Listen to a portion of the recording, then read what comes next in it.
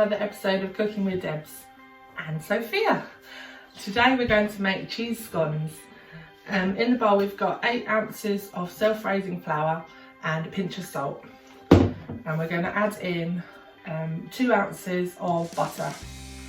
Now this is a bit of a get messy moment, so make sure you've got clean hands. And do you want to do this? You're going to rub in the butter. Sophia's going to rub the butter into the flour. It'll take a little while, but we want it to look like breadcrumbs. While she's doing that, I can tell you the rest of the ingredients. We've got 5 fluid ounces or 150 millilitres of milk.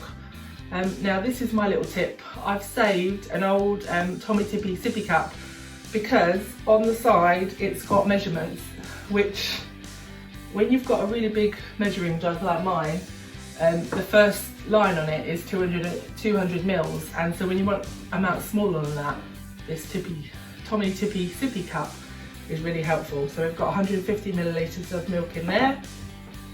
I've got an ounce of cheddar cheese, and this is just a little bowl of extra flour for when we're rolling out. Another tip I've got here is if you don't want to get your fingers messy, you can use a fork and just press the butter into the flour until you've got a breadcrumb consistency. She did a good job, and I'm going to add in the cheese now. Just stir that with a fork. Try and get the cheese mixed right through. A little optional extra that you can add just to take your scones to the next level is a little bit of mustard powder. I'm going to add about half a teaspoonful. Let's sprinkle that in. Give it another good mix.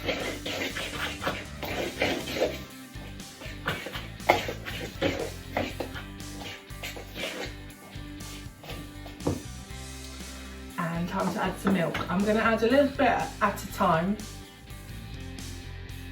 because we may not need it all.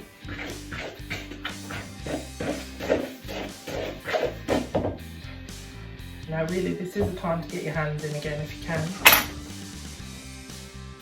You don't want to overwork it, but just try and incorporate all the loose flour into the dough. Once it's all in, we're going to roll it out to a thickness of about 2 centimetres. And then, Sophie, do you want to show off our cutters? So we've got a circle, a triangle, a star I mean, and a heart.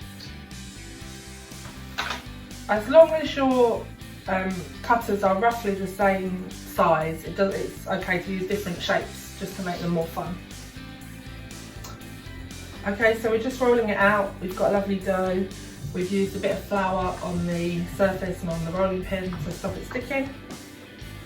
We've got a greased baking tray here, and we want about 2 centimetres thick, 1.5 to 2 centimetres thick. Right, go for it, Soph. I'm going to do a heart And put a circle. and get it to the edge.